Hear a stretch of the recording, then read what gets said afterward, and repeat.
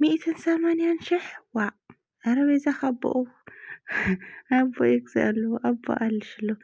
نزيس 180 شح أربيزا خنشودو مخنيم وا كحاسولو أنا هم يجرزنا له أي جكنن ترانسفر هم يجرب جبر سلام ناي شانالي تختتل تامينهم نحن عندهم أنا سلام أملاخي مسكن ببناهمو سلامكم بزح ترفيا للي بأرخص مجانا لحدث رغنكم لايك سبسكرايب بمقار بيتساونو بيتسايدو معهم بالمود لايكن أنا زريتهم أو كومنت ممات مبرتعهم يفلين نالغو سلات قبرو اللي مبرتع دما قبل بيغني اللي كراتها اللي نالغو بيتساي إن لهم عندي نعم لفلات الدالي اللي أليكس زي يوم مزيانو مالتي بيتسا نايلو ما عنتس فليل ولي بيتسا نعدنا نورو ودنات بطعمي لجانا نغلط حساس وي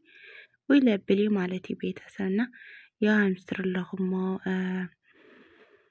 للي مولد عسل الغربية يا نايمو والدي ናይ ሓራስ መሸፈኒ ናይ ቆልዓ መሕቆፊ ክዳውንቲ ምናምን ገዛ ዝኣና ማለት ቤተሰብ ከምትርለኽሞ ግን ብሓቂ በመጀመሪያ ኣነስ ዋላ ብጣዕሚ የላ ደንገጽኩ ማለት ምክንያቱም ዋላ ንዑ ፕራንክ ላገበሮ ይኹን ግን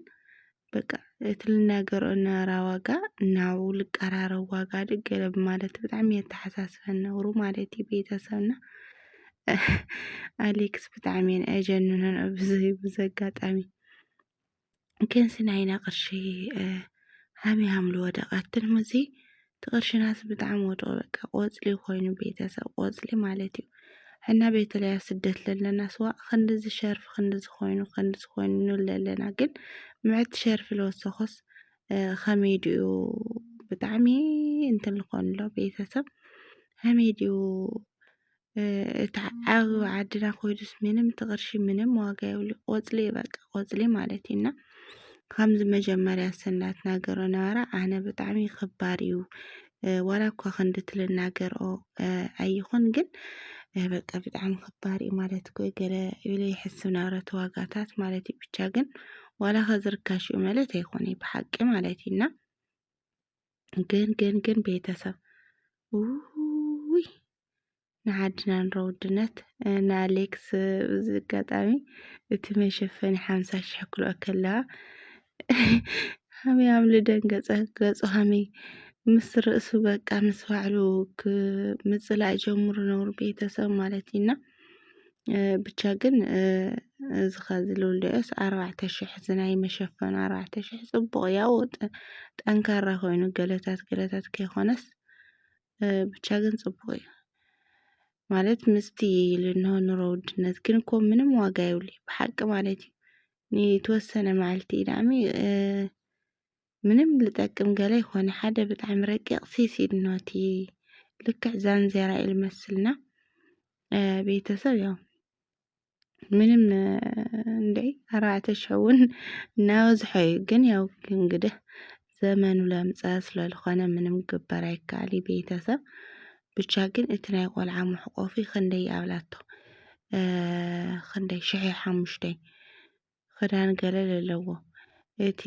ኣብ መንጎ ልልና ኣሌክስ ዘሎ እሱ እኳ ረጉድ ገለ ስለዝኾነ 2000 ቅርሺ ገለ ትብል ሰምዐያና እሱ ጽቡቕ እዩ ናይ ትርኣስ ብ10 ቅርሺ ልግዛእ ለላዚ ቤተሰብ ብ10 ቅርሺ ልግዛእ እንሃዚ ማለት እዩና እሱ 700 ቅርሺ ኣብላ ማለት ትራስ ዲዩ ታይብ ትራስ እንድሕለይ ትጋግኹ መስለኒ ወይ ብቻ ግን ዓድና ኑሮ ብጣዕሚ ልገርም ዓድና ኑሮ ብጣዕሚ ኣይካሊ ማለት ቤተሰብ ኣይካሊ ውይ እና ዋጋው በጣም ከቢድ ብቻ ግን ኑሮ ውድነቱ በተለይ ሕና ስደት ልነበርናሲ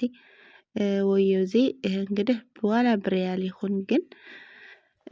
ተኸድለና ቢያንስ 40 ቅርሺ 20 ቅርሺ 10 ቅርሺ ቢያንስ 50 ቅርሺ ገለ ሽካብ 100 ቅርሺ ገለ هنا ንገዛእ ዝሞ ዓድ ኸይድና ግን 5000 ቅርሺ 10000 ቅርሺ 4000 ቅርሺ ክንበሃል ከለናስ ክንዳይን በእውነት ለኸዚ መሰለን ሳምና ኣብዚ 5 ቅርሺ ንገዝኦ ሳሙና ቢያንስ 5 ቅርሺ ከዛ ኣነ ዶቭ ሳሙና 5 ቅርሺ ይገዝኦ እሱኳስ ኣብ ሱፐርማርኬት ገለ እንተኮይኑ ማለት እዩ ኣብ ፋርማሲ ኦራል ድልያ 8 ቅርሺ ኣለ ሓንቲ ብዕረብ ሓደ ወስ 10 ሓንቲ ይሸጥዋና እዝዝታት ኣብ ዓዲ ግን ሓደ ዶቭ ሳሙና ዋጋ ሓደ ዶቭ ሳሙና 250 ካብ 300 ብርኡ ትብሉ እንተለውስ ክንዳይን በእውነት ዋላ ዝለለናዮ እቲ ሸርፊ ያው ክንደው እዩ እቲ ሸርፊ ግን ዓዲ ከይድካ ሓንቲ ሳሙና 200 300 ቅርሺ ክትገዛስ ብጣዕሚ ይከቢድ በእውነት ማለት እዩ ሓደ ሰይቲ ምን እንበል በቃ ኣዝብሓ ሰብ ትሸርፊ ኢለ ርኢ ቤተሰብ ግን ዓዲ ከይድና ሕና ትተረፈ ቅርሺ ኣብዚ በቃ ዋላ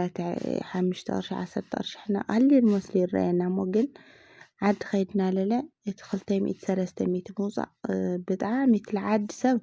ብጣዕሚ ትላምድዎ እዩ ቤተሰብ ትላምድዎ ይብሎሞ በቃ ብሃምዚ ኣውፅኡ ንምግዛእስ ብጣዕሚ ኣብ ቀረባ እዩ ኣሕና በተለይ ኣብ ደገ ዝነበርና ስደት ዝነበርና ግን እቲ ዝኸበረ ነገር ኣውፅና ንገዝኦ ብጣዕሚ እዩ ልዕቅበና ብጣዕሚ ልዕቅበና ብሎም ማለት እዩ ብሓቂ ኢለ ኣነ ከዚ ዝኾነ ሳሙና ክገዝእ ዶቭሲ እውነት 300 ቅርሺ ውፃእ ኣይገዝእን ብሓቂ ማለት እዩ ዋዕና መሰለን ሃምሊ ሳሙና ልበለ መሰለን ሃምሊ ቫዝሊን ልበለ ገለ ተኽእልና በእውነት ካብ ዝኣክብ ናተናእቲ ቢያንስ ማለት እዩ ካብቲ ናይቲ ዕደጋ ገለታት ሽካብ ንላመዶ ካብ ለለናዮ ዓድግና ተንኸድ በሃልቲ ብሓቂ ሻምፖ ቢያንስ እኳ ሻምፖ እኳ ብጣዕሚ ኣፀጋሚ ሻምፖ ሒዝካ ንምንታይ ክፈስስ ገለ ስለዝኽእል ማለት እዩ ግን ብደንቢ ላፅቃ ገርና ማስትሽ ማለት እዩ ማስትሽ ገርና ብደንቢ ጠቕልልና እውን ሻምፖ እውን ሕዝና ምእታይ ንኽእል ኢና ብሓቂ ማለት እዩ ቤተሰብና ሻምፖታት እውን ሕዝና ተናእቲ ሻምፖ እውን ብጣዕሚ ክባር እዩ ዋላ ኣብ ናይ ዕደጋ ዩቱብ ገለ ክጥቀስ ከሎ ብጣዕሚ ኣነ ኩሉ ግዜ ልገርመኒ እቲ ዋጋ በቃ ልዕሊ 300 400 ገለ እዩና ኣብዚ ገዝእና ተንኸድ ማለት እዩ ቢያንስ ኣብ ሱፐርማርኬት ዓብዪ ኣትኻ ገለ ትለዓበየ ዶቭ ሳሙና ከዚ ኣብ ዓብዪ ሱፐርማርኬት 18 ቅርሺ ምናምን እዩ ኣብ ፋርማሲ ክባር እዩ 28 ቅርሺ ገለ ይሽየጥ ኣብ ሱፐርማርኬታት ገለ ግን ብ18 ቅርሺ ገለ ቢያንስ ትለዓበየ ሻምፖ ትረኽቦ ኢኻ ማለት እዩና ቢያንስ ግን ቤተሰብ ኑሮ ውድነቱ ዓድና ሆይ ለብል እዩ ብሓቂ ማለት እዩ በተለይ ስደተኛታት ኣብዚ ዓድዓትና እቲ ኑሮ ውድነት ብጣዕሚ ኣይንኽእለይ ትካ ዝኸደ ተውቃዕካ ኣሎ ገለ ከቢድ እዩ ንዓዲ ሰብ ግን ብጣዕሚ እዩ ትላመዶ በተለይ እቲ ስደት ለይረአየ ብጣዕሚ ለምድዎ ይብሎሞ ቤተሰብና በቃ ኣውፅኡ ምግዛእ ቀሊል እዩ ኣሕና ዝነበርና ግን ከቢድ እዩ ብጣዕሚ ትብሉና ተኽእልና ትኽእል ቅልል በለ ክለኩምስ ትኽርክር ዝበለ ለይባላሸይ መሰለን ሳሙና ገለ ካብዚ ሕዝና ተናእቲ በእውነት ማለት ድንገት እንድሕር ተሓዝና ባዕልና ናእቲ ኮይንና ሕዝና ተንኸድ ፅቡቅ እዩ ሃልቲ ኣነ ማለት እዩ ቤተሰብና ኮቦርታ እውን ብሓቂ ኮቦርታ እውን ናዛ ዓዲ ኮቦርታ ሓደ ኮቦርታ እውነት ዋላ ኦሪጅናሉ ካብዚ እዩ ፅቡቅ ሃልቲ ኣነ ማለት እዩና ካብዚ ሕዝካ ምኻድ ፅቡቅ እዩ ብሓቂ ያው ዓድና ርካሽ ንረኽቦ እንተኮይኑ እዚ 405 ልገዝአቶ ኮንፈርት ፅቡቅ እዩ 4005 ማለት እዩና ፅቡቅ ነው ግን ኦሪጅናል ኣይኮነ እርግጠኛ ኦሪጅናል ኮንፈርት ኣይኮነ ማለት እዩ እና ኦሪጅናል ሓቂ ኦሪጅናላት ኮቦርታ ምናምን ኣዝዮም ቶም ናይ ኮርያ በተለይ ኮቦርታታት ኣዝዮም ፅቡቃት ከዚ ሕዝና ተናእቲ ሃልቲ ኣነ ማለት እዩ ቤተሰብ እና እንግዲህ አሌክስ በስተመጨረሻ ደስ ይብልዎና ልልዬ ድንግል ማርያም ተቀረብኩ ማለት እዩ ሁላትና ብጣዕሚ ደስ ልብል ብቻ ደስ ብልና እዩና ቤተሰብ ናይ ኑሮ ውድነት ገዲፍካ እንግዲህ ዓድኻ ልመስልዎ የለይ ባይዘወይ ማለት እዩ ሕና እውን ስደት ናይ ሕፅረና ናበልኩ ናይ ለማዓንቲ ቪድዮ እዚ ይመስል እናበልኩ ብቐፃሊ ቪድዮ እስካብ ንራኸብ ድማ ብዘይ ክሳነበተኩም ማለት እዩ ክብራተይ ብድጋሚ ሰሰናይ ውፅእ ፅቡቁ